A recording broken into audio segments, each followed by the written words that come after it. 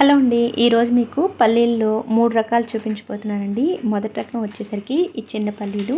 హోటల్స్‌లో చట్నీలు చేసేటప్పుడు ఈ పల్లీలను ఉపయోగిస్తారండి.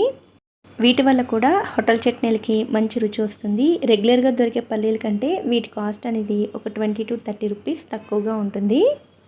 రెండో రకం పల్లీలు మనందరికీ తెలిసినవేనండి. ఇవి మీడియం సైజులో ఉంటాయి. అలాగే సూపర్ మార్కెట్స్‌లో, షాప్స్‌లో ఎక్కువగా దొరికే పల్లీలు ఇవేనండి. మూడో రకం పల్లీలు వచ్చేసరికి ఆయిల్ పల్లీలండి. ఈ పల్లీలను ఆయిల్ తీయడానికి ఉపయోగిస్తారండి. ఇవి కొంచెం చిరు చేదును కలిగి అలాగే మట్టి వాసన కూడా వస్తూ ఉంటాయి.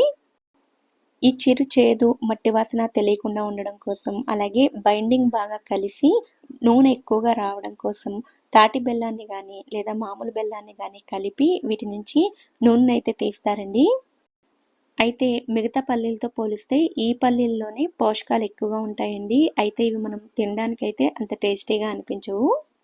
ఈ పల్లీలతో చట్నీ చేస్తే చిరు చేదనేది వస్తుంది. వీటిని గుర్తుపట్టడం కూడా చాలా ఈజీ అండి. వీటి స్కిన్ కలర్ అనేది చాలా డార్క్‌గా ఉంటుంది.